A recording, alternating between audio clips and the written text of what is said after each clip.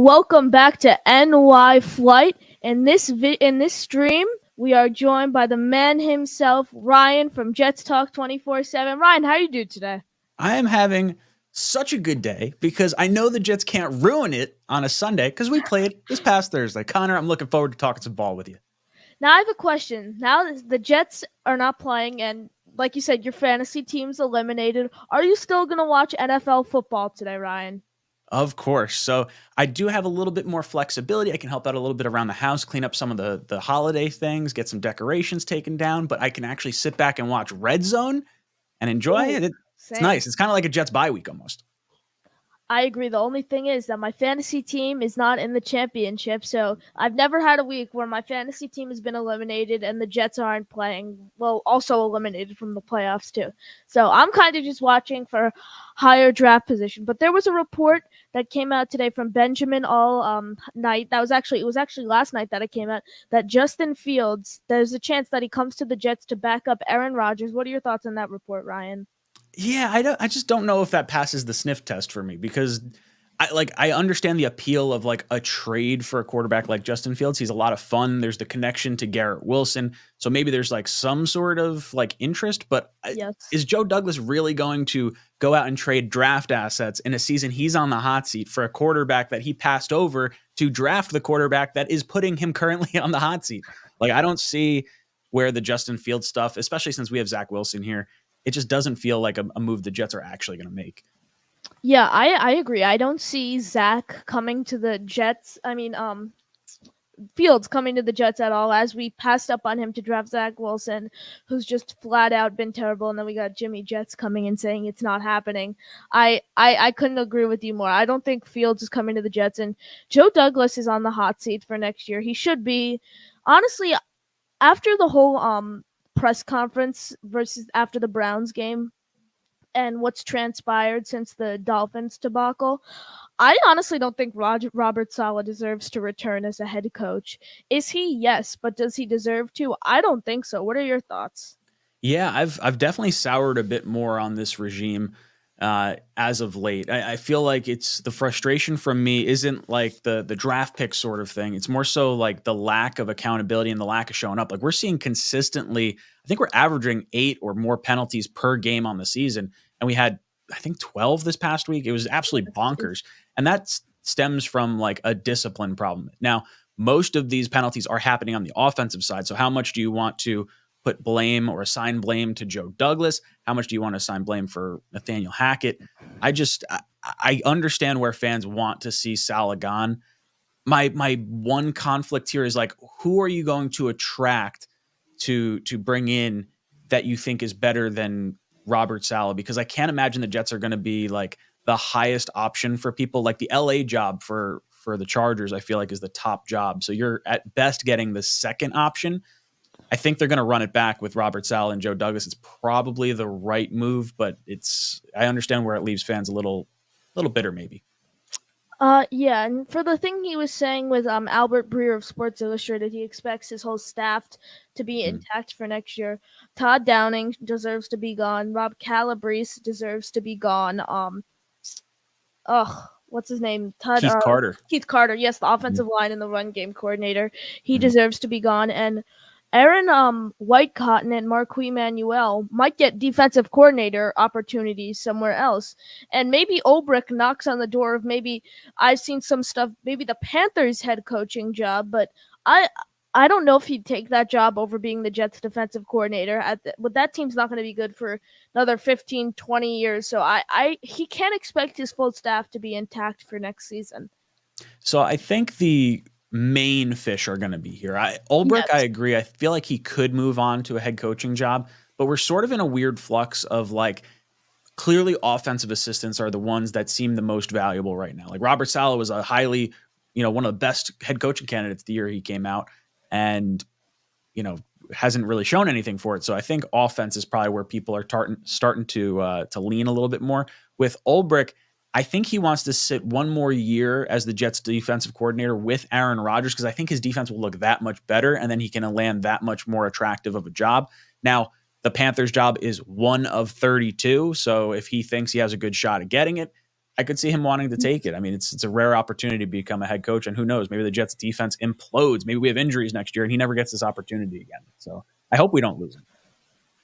Yeah, Ulbrich is one of the most valuable coaches, probably the most valuable coach on this staff, as he's been incredible defensive coordinator for these New York Jets. But like I said, Manuel and White Cotton, they might be knocking on the door of defensive coordinator jobs. And I don't know how. I know Woody came out and told Brian Costello of the New York Post that is the three main guys and the whole front office is going to be back next year. I didn't like that decision by Woody as at least give himself the right to make a decision after the season when who knows, maybe we lose 35-3 against the Patriots or 40-0 or something like that. Like at least give yourself the right to change your mind. Yeah, I would agree with that. And I think there's a little bit of too much of a safety net that was cast with Woody Johnson. Now, I don't know if it necessarily is a guarantee that Saleh's back, because we saw with the Giants, they backed Joe Judge initially, and then they wound up pulling the rug out from under him when he had a few bad losses at the end of the season. So maybe the Jets losing in historic fashion, to their backup quarterback that they could have had in Joe Flacco, and then in the following week to the final game of Bill Belichick, if we really get run out of the building, maybe there's enough pressure and heat that they decide to make a move. I think at the very least, with Rodgers committing to what seems to be 2+ years, at least could be an attractive chip. And then maybe if there was any divisiveness between, say, a Zach Wilson and the coaching staff that was causing that rift, maybe Douglas sees that as maybe some sort of benefit. I don't know. I feel like you have to connect Saleh and Douglas together, and I just can't see them making a move at this point in time. I agree. Jimmy coming back in, Connor dropping big names in the biz. Thank you, Jimmy. I'd love for you to call into the show. Everyone, pin comment in the chat if you guys would like to call into the show. But I totally agree with you. I don't see if we fired Douglas and kept Saleh or fired Saleh and kept Douglas. I think they're paired together. And then we got my boy Alan coming back in. Ryan's rant after the Commanders win is still one of the better rants I've seen this year. By the way, glad Saleh matched up Sauce on Njoku for the opening minute. LOL, what a joke. Yeah, we gave up a 3rd and 15 conversion first drive of the game. Oh, it was brutal. I mean, Amari Cooper's out. I would have liked to have seen more DJ Reed on Elijah Moore. Now, I think Reed was on more when he actually scored the touchdown, so, it is what it is. But Njoku, clearly their best weapon at this particular point in time. Would have loved to have seen Sauce, just follow him around the field. I did see a few opportunities, or not opportunities. I saw Sauce over top of Njoku a few times. And as far as the Commanders rant, I was feeling a sort of a way. It's like, dude, we had a top 4 pick sitting there for us. And it's not that I expect players to lose or coaches to lose, but we're just not lucky enough to have the good fortune of losing the games we kind of need to lose. Alan, pin comment in the chat. Ryan and I would love to hear what your thoughts are going into Week 18 and how we can turn this team into contenders in the offseason. But I mean, the DJ Reed has looked solid this year. He's looked solid, but when we pair him up against number 1 and number 2 guys, he struggles. Waddle, 140 yards and that huge touchdown. He's looked solid, but when we pair him up with number 1, number 2 guys, he struggles. Jimmy Jets coming in. I would never call into your show. I'd make myself look like a fool compared to your knowledge. Jimmy's a good dude. Connor knows his shit, though. That's the thing. I'd love to hear what you have to say. Feel free to call in. Like you said, Saleh and Douglas are paired together. If we brought in a new coach, it would be a new coach and a new GM. Would you make the move for let's say Jim Harbaugh comes out and no. Maybe he doesn't want the Vegas job, maybe he doesn't want the LA job, and he was interested? Would that be someone that would? The only guy I'd bring in for this head coaching job is Ben Johnson, and that's it. Out of all the guys, Ben Johnson and Kellen Moore, maybe Kellen Moore. Those 2 guys are the only 2 guys I'd bring in for this head coaching job. And that was if Ulbrich didn't leave for a head coaching job, because we still need knowledge on the defensive side of the ball. The thing I don't like is they give Saleh all the credit for the defense, but then Hackett gets all the blame for the offense. If you're going to do that, give Saleh credit for the defense and the blame for how terrible the offense has been. And then if you're not going to do that, it's Hackett's offense and Ulbrich's defense. One of those 2 things. You can't give what's his name, Saleh, all the credit for the defense, but no credit for how bad the offense has been. Yeah, it's a weird thing that we do, right? Like, because whatever side of the ball the expertise is kind of on for the head coach, you sort of align that with the success or detriments that they're having. So Saleh, defensive head coach, defense is doing its thing.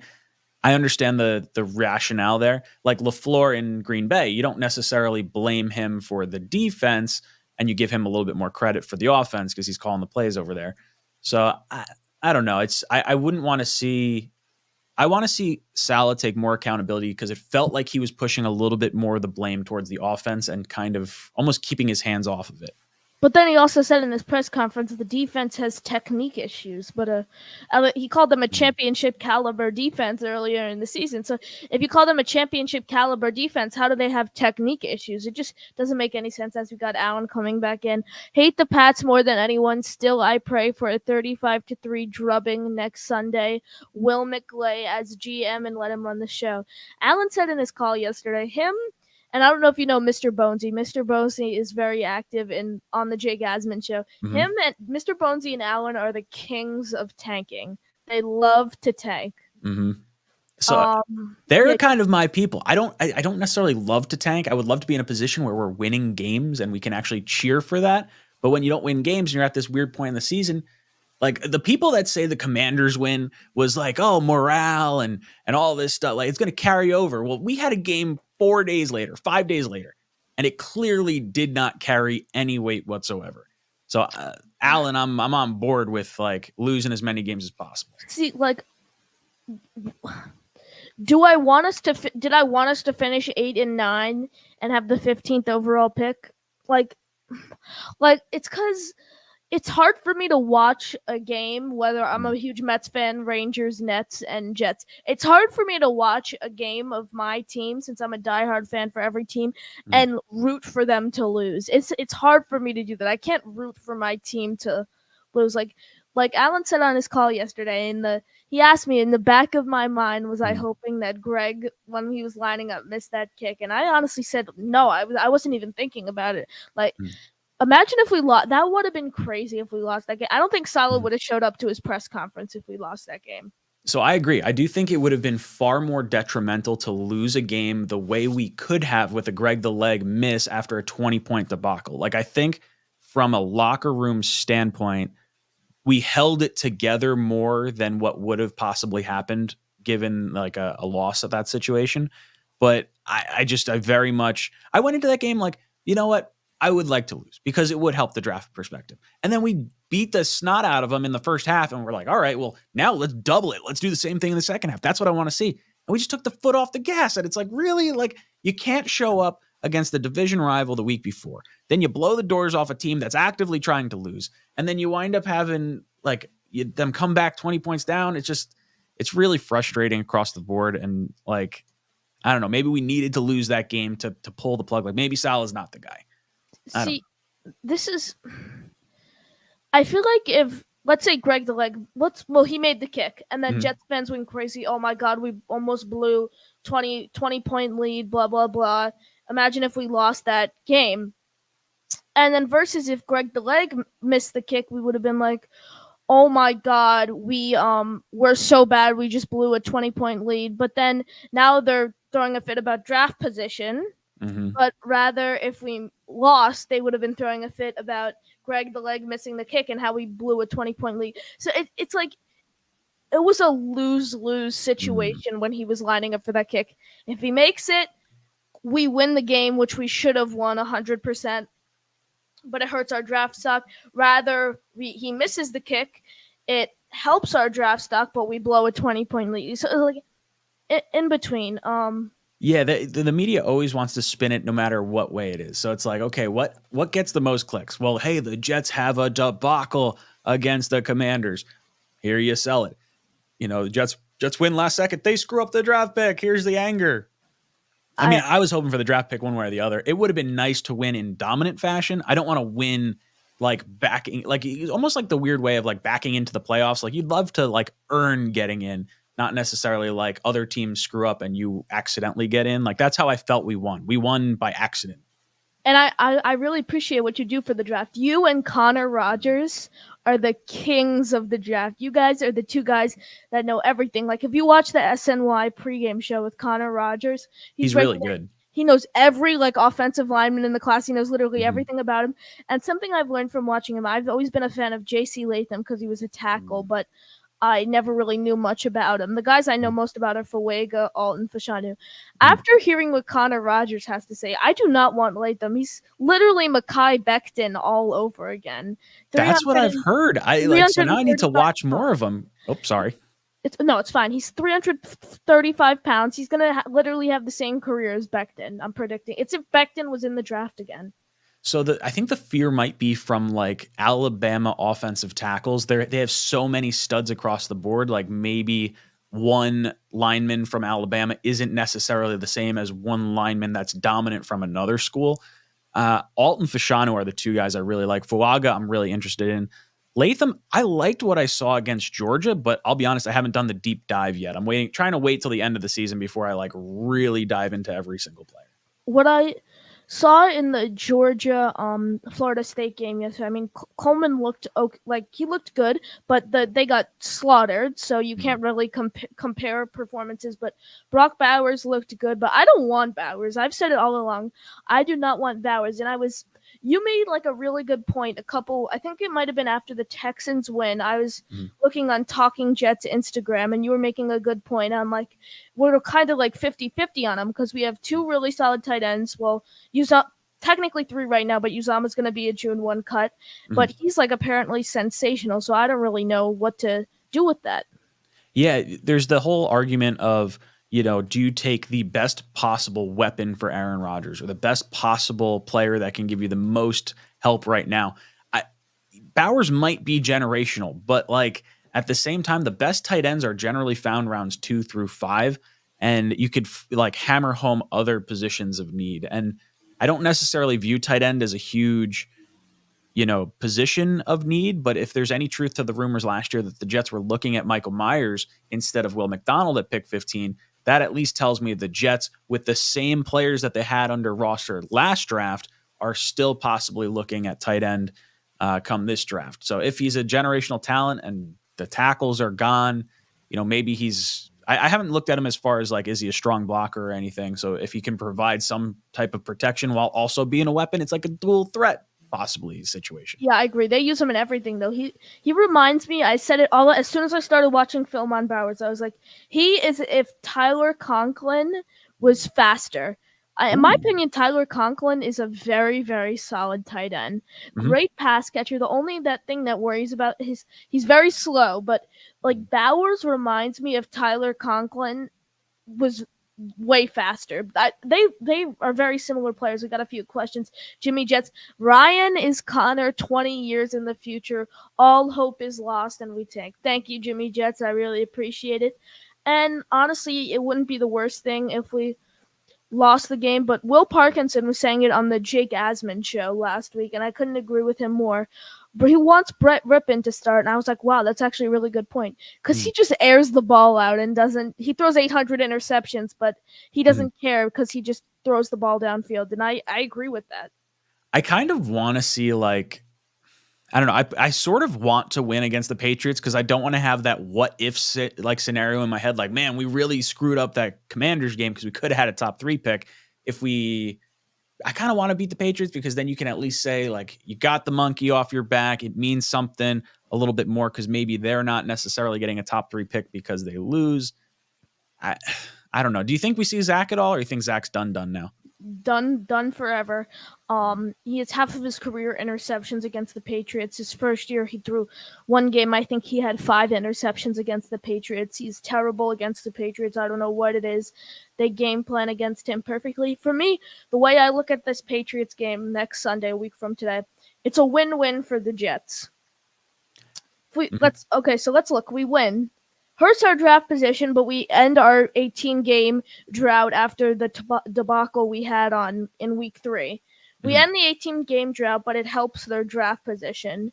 Rather, we lose, and it helps our draft position and hurts theirs. So the way I look at it, it's a win-win, honestly. That's a good way to kind of look at it. The longest time I've been saying I want whatever hurts Patriot fans the most. So I if heard you that's saying that. missing out on their franchise quarterback, love it. I'll take the loss and take the win next year with Aaron Rodgers. That'll mean more to me now than like showcasing Brett Rippon or Trevor Siemian in a game that like I don't think any win with Trevor Siemian is a win I necessarily want. I agree with you. And you were calling this the I remember it was your Black Friday pregame show, and you were calling it that this was going to be the most complicated matchup of the year. Uh-huh. And then, okay, we got three more things from Alan.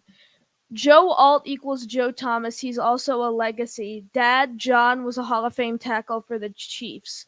Mm-hmm. I think I called it all along. After we lost that Dolphins game, I knew we were going to be out forever, and I said I didn't know who Olu Fashanu was at the time because it was literally midway through the season and we were basically eliminated. I said Joe Alt was the guy we were going to draft.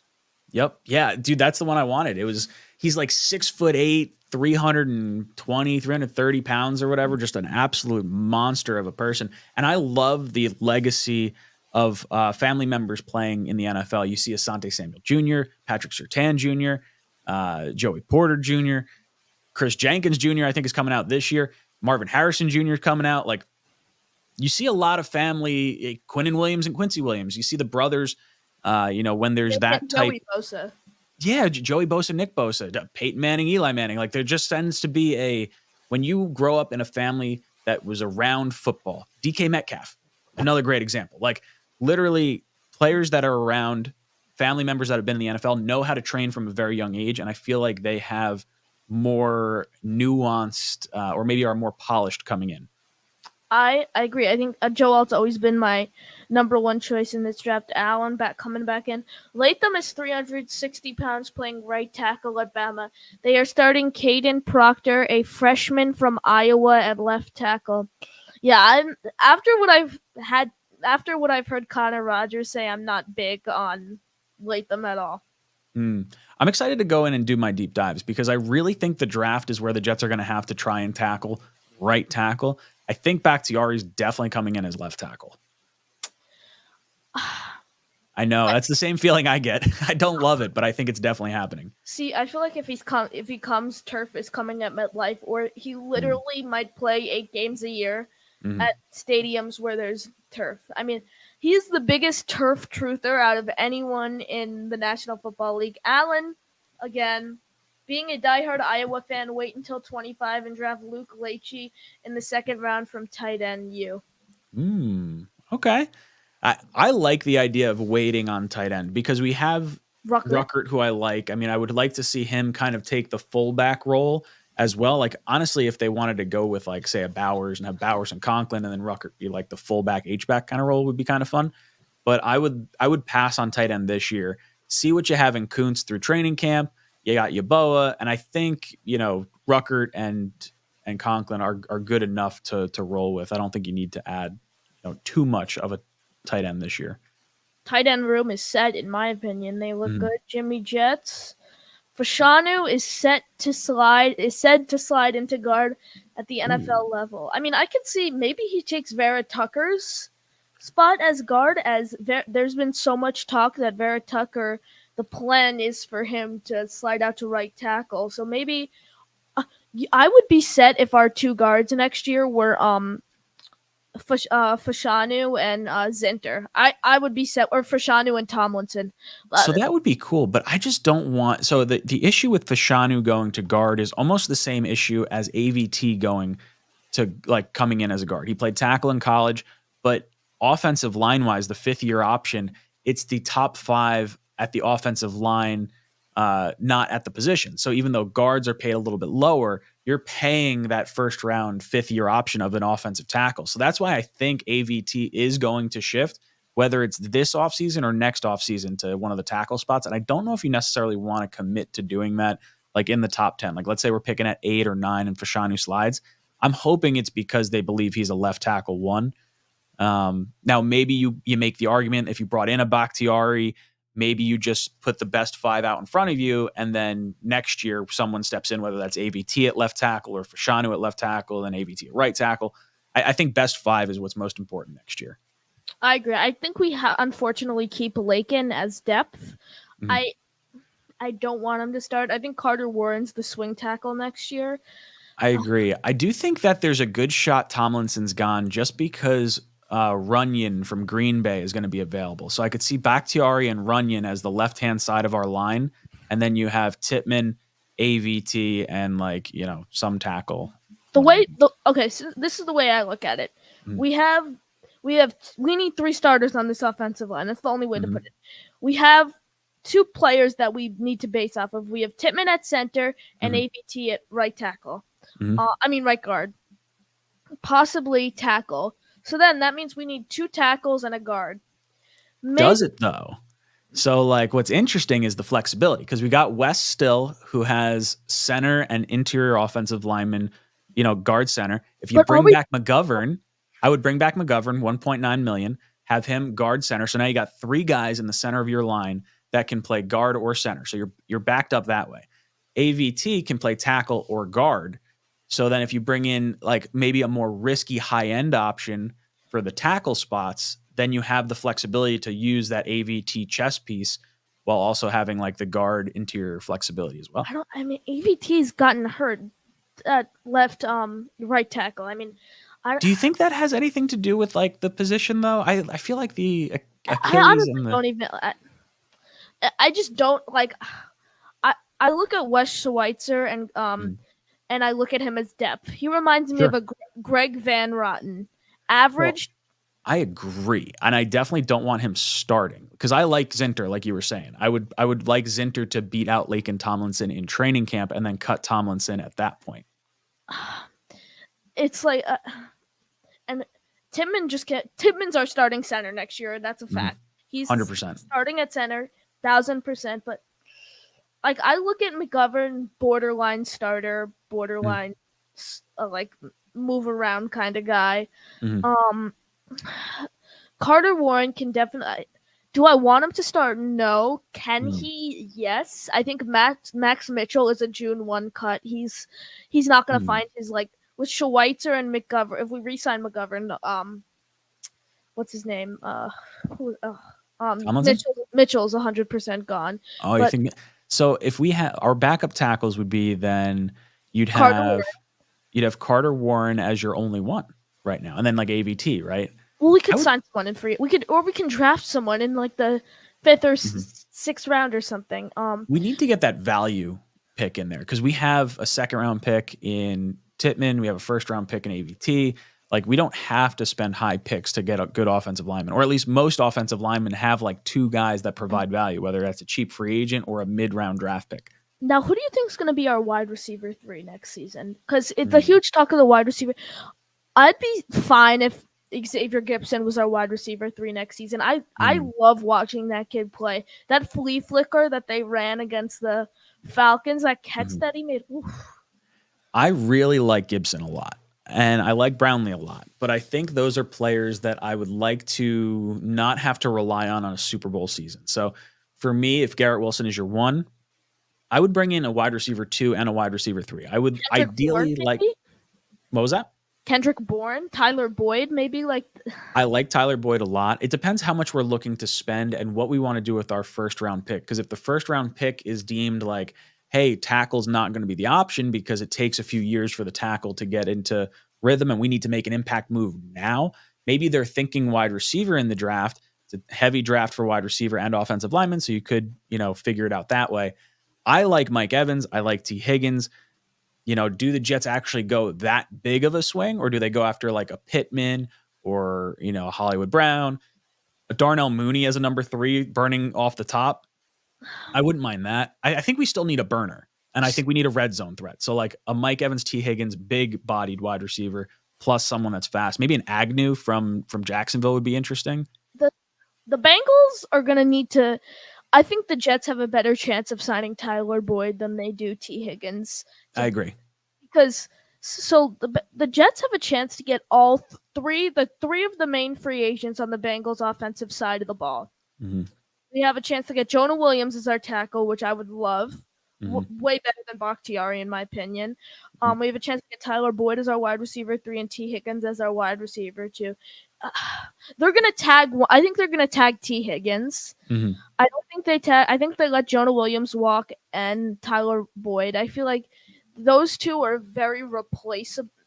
Not so much Jonah Williams, but Mhm. Tyler Boyd is a very replaceable wide receiver.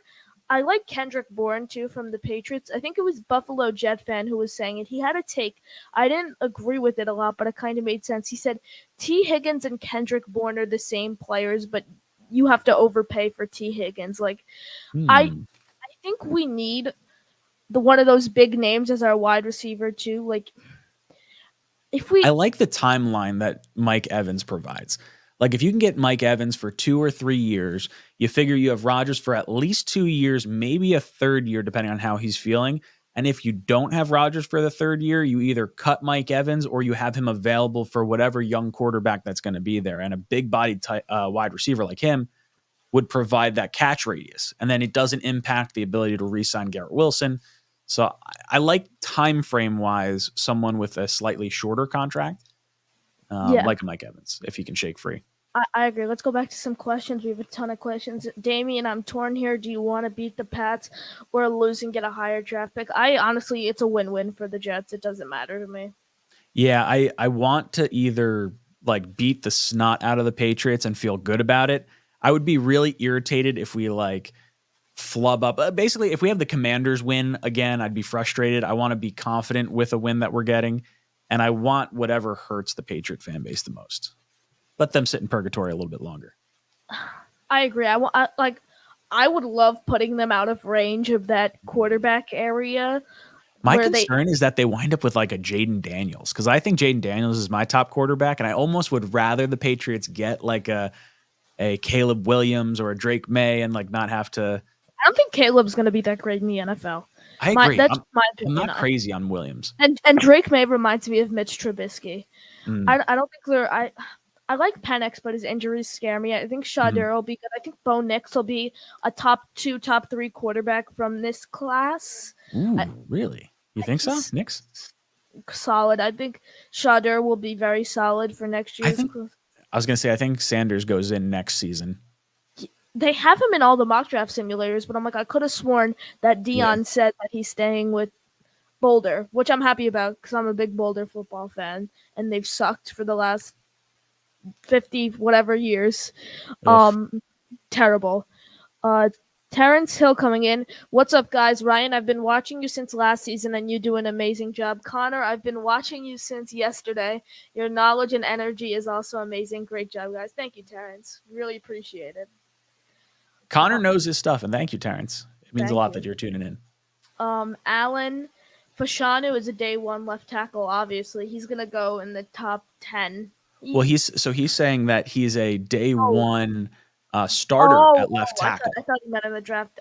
Yeah. Because I No, think it was Jimmy was saying that he thinks he might have to move into guard. oh, Jimmy did say that. I'm looking now, and then, he's 100% starting. Oh, let's skip. I'll go back to Allen's other two, but Jimmy just put this in. I saw a report saying Caleb might stay in school if he comes closer to the draft and his name starts. You said this in a pregame show, and I read Mm-hmm. about it a couple weeks ago that I saw. I think it's Ohio State that is offering a ton of money to him for the NIL. And if I was Caleb, do you want to really go and quarterback the Bears or the Patriots or the Cardinals? If I'm him, I'm staying in college one more year. Yeah, I don't know. It's interesting, right? Like, if you're going to be a top 5 pick, it feels silly to put that off any longer. But if you're a quarterback, you know, maybe you have a little bit more say in where you go. For the Bears, it could be worse. I mean, I think the Bears wind up going with Marvin Harrison Jr. at number 1, and I don't think they trade out. I think they wind up running it back with Justin Fields, and it could be a very interesting situation. If he winds up going to Ohio State, though, That team's gonna be crazy. yeah, it's going to be real good. I think there's more likelihood of Caleb staying in school than Marvin Harrison Jr. staying in school. Like, I don't think, unless like Caleb is tied to like Marvin, like, hey, if Marvin Harrison doesn't come in, then I'll go to Ohio State. Otherwise, we're both going in at the same time. I don't know. I think Jaden Daniels is my favorite quarterback in this draft. If you put all injuries aside, I think Penix is the number one quarterback in this class. I But agree. his injuries are the way he plays. He reminds me if you literally put Tua and Lamar into one player. That's what he reminds me of. That would be insane. I really like Penix a lot. I just with how many injuries we've had, I don't know if that's a player I see us going after because I think he's going to end up going late first or early second. And unless the Jets are getting a pick from like a Bryce Huff trade or something along those lines, I just don't see us being in position. Jordan Travis, I've said all along the Jets should go after in the fourth round. I was on Boy Green's morning show yesterday at 7:30 in the morning, and some guy put in the chat that it was actually like I don't think would happen, but an actually solid idea. Bryce Huff for Devontae Adams, and if you look at the Raiders, if we added a fourth in that, I honestly think the Raiders might consider that offer, but I don't know. Bryce Huff has been one of Joe Douglas's best finds. And Alan, I don't know if you were watching earlier in the stream. Comment in the chat if you saw it or not, because I'll pull it up again. Per your request, I did make a Joe Douglas free agent chart. I put together, like Joe Caporoso made the draft chart. I put together all of Joe Douglas's free agent signings and showed if they're on the Jets or not anymore. So I did that for Alan. And Alan, I'm wondering if you saw that or not. But, like, I don't.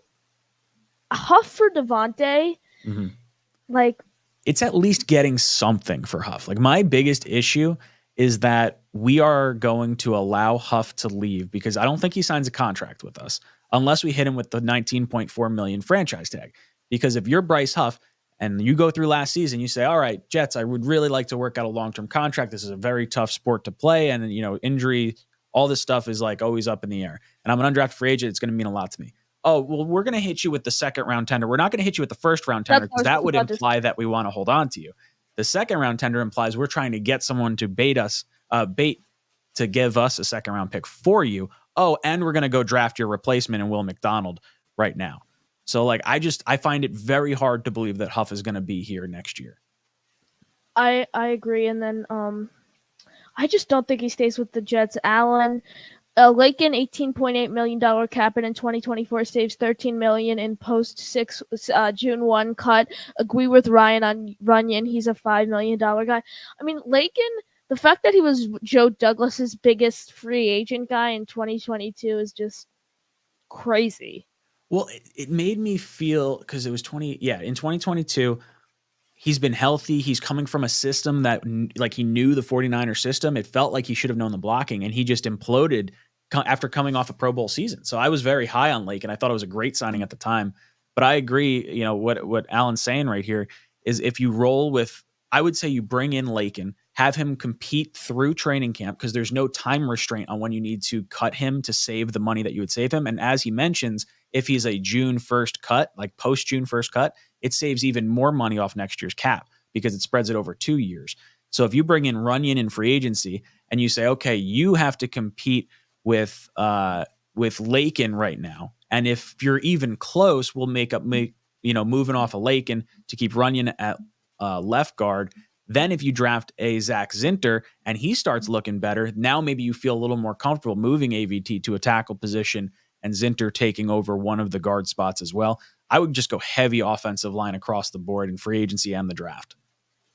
I agree, but we definitely do need to bring in a receiver, and that leads me to my next comment. Alan, number 1, Garrett Wilson, 2, Pittman, 3, Samuel, 4, Gibson, 5, draft pick, 6, Brownlee. I'd have to look at how Samuel has played. I don't know enough about what he has done since leaving Carolina to make me want to jump at that. Like I would prefer Darnell Mooney as a 3 if you can get him because of his speed over the top. I like Pittman a lot. I like him. Samuel's a beast. I've seen a ton of it. He's a beast. The Bears absolutely fleeced the Panthers in that trade. That was the only good thing the Panthers had going is they had a high draft pick this year. Wait, no, they don't. The Bears have it. I saw that. Okay, Alan again. Been reading a lot about Bo Nix and the Vikings. Seems like a seamless transition with those weapons on the outside of tight end. I'm not saying Bo Nix should come to the Jets. All I'm saying is he's going to be a very solid quarterback in this league. The quarterback situation across the board for the league in general, like where does Russell Wilson go? I feel like Russell Wilson to Atlanta or Russell Wilson to the Steelers makes a ton of sense. I would feel the same way about Justin Fields going to either one of those teams. Kyler Murray, do the Cardinals want to move off of him? I feel like Kyler in Atlanta or Kyler in Minnesota could make a ton of sense. There's a lot of shifting that could be going on, and this is a good quarterback class coming out, so there's going to be a lot of movement across the board. I agree with that. I don't think Bo Nix comes to the Jets. I think we go Sam Hartman, Spencer Rattler, one of those guys. Jordan Travis. Yeah, I like the high upside swing of Travis. Alan, I saw your chart. Very impressive. Thank you, Alan. Jimmy Jets said, "Love, you're impressed. It must be good." Oh, and then Jimmy Jets comes back in again and says, where is it? Oh, a chart. Pull it up, kid. Okay, I will pull the free agent chart that I made. Let me just get on. I tweeted it out, I think. Connor acting like me on a live stream. Like, oh man, I don't know where any of my stuff is right now. And here it is. Okay, that is the Joe. Oh, is it up? There now you go. It is. Okay. I like it. I love the color coordination of it. Thank you. So that is the Joe Douglas free agent chart. I mean, 2023, 4 of his signings are not even on the Jets anymore. Tim Boyle's not on an NFL. Well, technically 5 if you count Tim Boyle, who's not even on an NFL team right now, who should never touch an NFL field ever again. I mean, his college stats don't even show why he should be in the NFL. Like, I think Chaz Surratt deserved to be a quarterback in this league more than Tim Boyle does. That's terrible. But that's crazy though. Boyle should not have been in the NFL at all, let alone starting a few different games. I agree, but Chaz Surratt, that's crazy. I didn't know he was a quarterback in college until I watched Hard Knocks. But the fact you can make a transition, because quarterback and linebacker are 2 completely different positions. The fact you can make a transition like that and be a linebacker in this league, I know he doesn't play a ton, but that's crazy. But I mean, these signings, I think Whitehead might get cut. I like looking at him kind of in like a year by year basis, because the average NFL career length is 3.5 years. So when you start thinking about 4 years ago's free agent signings, it could make sense that there's, a lot that aren't on the team at this particular point in time. Well, but yeah, it's just, you don't have a lot of like successful ones. Like easily Tyler Conklin and DJ Reed are like our best. And I guess Zerline, right? Like you go the special teams. And Morstead. And Morstead and Hardy, like the special teams, the 3 from the special teams, DJ Reed and Conklin have really been the most impressive. I agree. Like Jordan, I have my 3 safeties for next year, and starting is going to be Tony Adams. Tony Adams has been incredible. He's going to be my starting safety. And then I'm going to re-sign Ashton Davis. I agree. I'm going to have Ashton Davis and Chuck Clark battle it out for the 2 and 3 spot. I really want to see what Chuck can do. I thought we won that trade, and then obviously training camp he tears his ACL. But I mean, the free agent signings are just terrible. I mean, Lakin's a starter, but he should not be starting. Solomon's actually been pretty solid. Quinton Jefferson's been solid. I want to bring back Al Woods, but I just think he's going to retire. He's so old. I'd be very surprised if he came back. I would like to bring back Jefferson. He's having a career year. He's got 6 sacks, I think, on the season. Was it 8 sacks? It was a pretty good amount. I mean, the only thing that I didn't do a deep dive into him, like his stats as of late. The only thing I remember from watching him this season is the unsportsmanlike conduct penalty 2 plays into the Dolphins game on Black Friday.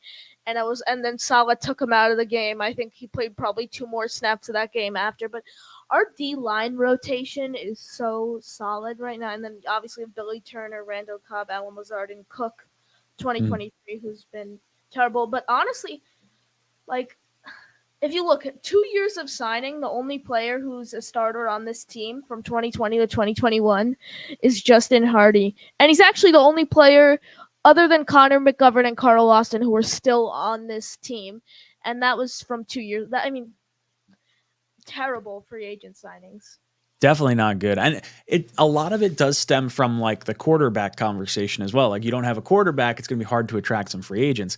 Like we went after Orlando Brown. We went after Jack Conklin. We went after Joe Tooney, those guys. And it's just every year Jets don't have a quarterback. We could be the highest bidder, but those guys have 31 other teams they could potentially choose based on family, based on money, based on taxes, based on just style of living they want to have.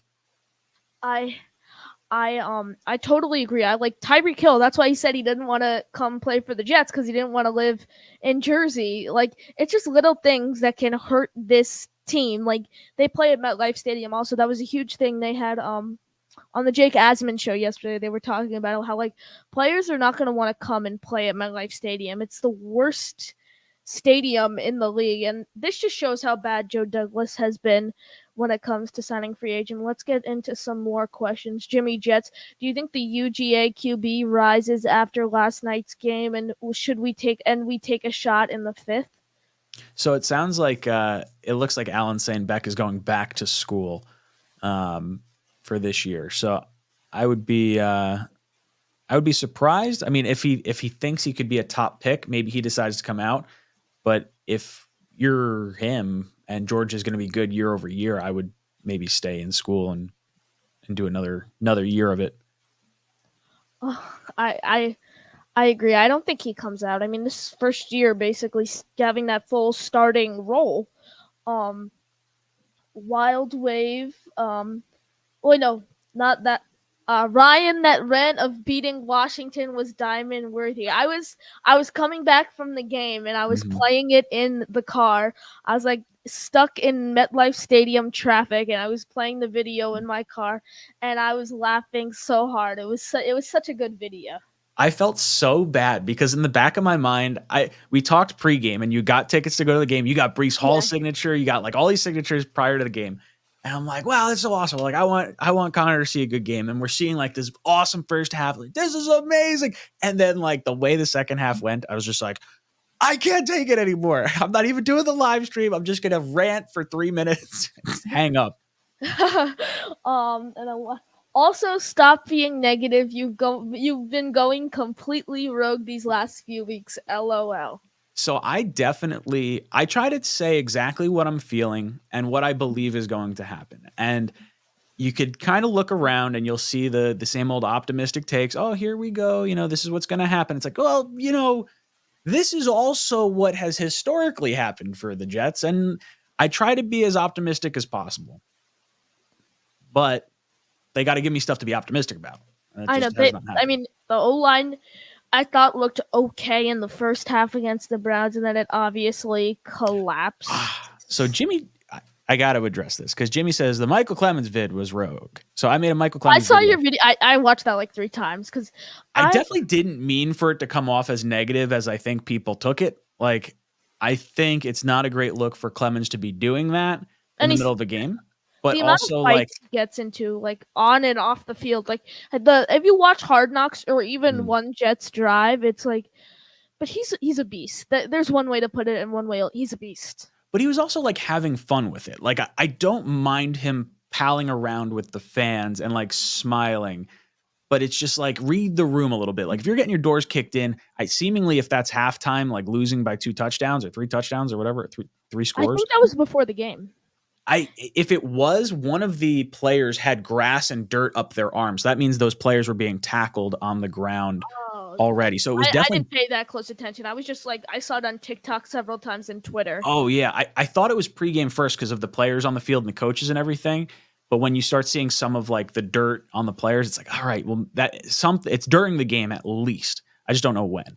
This reminds me of the Jari Alexander moment when he went out for the coin toss and acted like a captain. I was like, it's like putting yourself in front of the team. That's kind of like what it feels like. And I would have liked to have seen a coach come over and just say, hey, like, let's not do that. Or Quinnen, who shows up in the one part of the video too. He's right next to him. Like, hey, just tap him on the shoulder. Like, hey, let's not do that right now. But again, if he's having fun with it, maybe it's not, maybe I'm making a mountain out of a molehill. Yeah, we'll take a couple more questions. Alan, Detroit needs an edge to play opposite Hutch. If Huff is tagged, would you trade him to line? Easy for a first-round pick. Yes, there's nothing. I would trade Huff for a first-round pick all day. I would probably take a second-round pick if we're not going to retain him. What are your thoughts? Before we get into the last couple questions, what were your thoughts on that article by The Athletic talking about Mike Tomlin joining the Jets. So I would be very interested in Mike Tomlin, but what would you have to do to get him? Because It would they're be a giving up. first round. It would be a first round compensation. I'd do it honestly. But we need our first. If it was a 2025 first round pick for Mike Tomlin, perfect. Well, I'll give you my first next year to bring in Mr. Mike Tomlin. Yeah, I mean, I think you definitely have to consider it. It gets easier to swallow, especially if the Jets are picking middle of the first round. A top 10 pick is really tough for me to want to do it. Um, I like Mike Tomlin though, and he can keep a lid on a lot of things. He can cover up a lot of problems. I think a lot of players like playing for him, but I also feel kind of the same way about Sal. Like I feel like players do want to play for him. And then I don't know, does Tomlin solve our offensive problems, or is it just more of like an accountability thing and we're going to get more out of the players and that will be the increase that we see? I agree. I like Tomlin. I would be on board. Couple more questions, but this will skip the line. Boy Green coming in the chat. Ryan, What's up, Paul? thank you, Boy Green. I appreciate the support. At Allen, talking about morale wins. There was nothing morale at all. Garrett was still pissed off a few days later. Dude, the moral victories is not something that, like, we are 2 wins away from having Nick Bosa and Trevor Lawrence on this team. Like, that's what's so infuriating. And fans are just, oh, I just want the win. I want positive vibes and all. Like, I get it. Certain things carry weight. The Commanders, in a season, they traded away their 2 of their best defensive linemen because they're trying to tank. I don't have the warm and fuzzies about that particular game. I agree. Boy Green again. He always skips the line. NY Flight Jets Talk already has over 100 sub. Meteoric rise. Meteoric. Oh, to the moon. Thank you, Boy Green. I really appreciate it. And then again, Trevor Lawrence is super overrated, never lived up to the hype. Yeah, he's better than Zach Wilson, but that whole quarterback class is terrible. Yeah, that's exactly it. Like, in hindsight, you're probably talking about the Jets taking the 49ers trade down and getting all those assets instead of taking the quarterback. But if you kind of penciled it into, would you rather have the loss and Trevor Lawrence or the win and Zach Wilson? I'm going to take the loss and Trevor Lawrence and the upside that could be potentially Trevor Lawrence as opposed to Zach. I agree. Wild Wave, damn, I would have loved to call in, but I'm with family right now. Wild Wave, I'll probably be live tomorrow at some point, so you can always feel free to call in. I'll do as many lives as I can, but I'm going back to school on Tuesday, so I'll probably only do weekends after that. Boy Green again. Hey, did you guys see the Justin Field Jets trade rumors? Benjamin Albright said he heard that it's also that they wanted to back up Aaron Rodgers. So I actually saw it from you, Boy Green, first as you retweeted it and replied to it, and I saw that, and then we mentioned it actually earlier in the stream. I just don't see it happening. Yeah, I'd be very surprised if Joe Douglas decides to move an asset that he needs in a season that he's on the hot seat for to get a quarterback that he could have drafted in the year that he drafted the quarterback that currently put him on the hot seat. Like, it just doesn't feel like that makes a whole lot of sense. I agree. Alan Trevor missing his first game ever today. Super excited to watch my Iowa boy at quarterback for Jackson. Who's their backup again? I have no idea. Beathard? Is it still CJ? Oh, I don't know if he was Iowa. I have no idea where Beathard went to school. Yeah. Wild Wave. I love Paul. He's the second most optimistic fan here. I appreciate it, Wild Wave. Where there were, let me go back up. Terrence, a while ago, how about converting Zach Kuntz to the offensive line? He can play at the line at tight end. Oh my God. I would be surprised if they did that. There's so much freak athleticism with Zach Kuntz that you just kind of want to see him as a receiver. I feel like receiver and tight end feel better for me than a blocking back for him. Yeah, I wouldn't use him in the blocking. Allen, CJ Beathard is their backup. Ryan, you were correct. Aha! I think there was a couple more questions, and I think we are gonna wrap up. We'll get back our beloved Ryan in the offseason. Right now, this team is getting to him. LOL. Dude, I'm just pulling my hair out. It's nice once we get to the offseason because then it's all hope, and I could just be hopeful for next year. And I want to build the best team. I love doing my mock off seasons too, like different scenarios, different topics, draft picks, free agents. It's gonna be exciting. I think so too. Jimmy said the Michael Clemens moment might have been late during a timeout. Still, unless that was pregame, was gonna say it looked like it was probably. I was trying to see if it was during a kickoff because it looked like they were lining up near like the 30, 40-yard line, but it's hard to tell. Yeah, and then Clemens, Allen coming back in, Clemens would have been a perfect character, and Adam Sandler's the longest yard. And then, are there any more? Last comment of the day. Damien coming in, Super Bowl next year, mark it up 1,000%. So I put $100 on the Jets to win the Super Bowl this year, and I was very, very convinced it was going to happen because of what has happened with Tom Brady going to Tampa, Matthew Stafford going to LA, Peyton Manning going to Denver. The Jets with Brett Favre were the best team in the NFL prior to him getting hurt.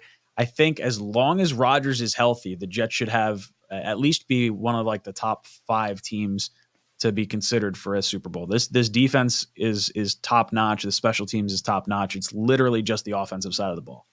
Best comment to wrap it up from Allen. 35-3 Pats. Let Woody change his mind and clean house. Honestly, I don't even care what happens with this team. Like, I don't know. And then Allen says final prediction, Bills win AFC East. Ryan, thank you for joining us. Any final thoughts?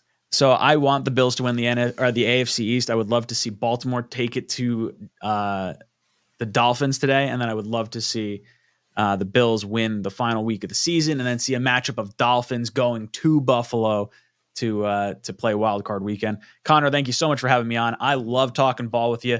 Anytime, my friend. First, hopefully not the last time. We'd love to have you on again. The chat loved you. Thank you so much for joining us, Ryan, and we'll see you soon.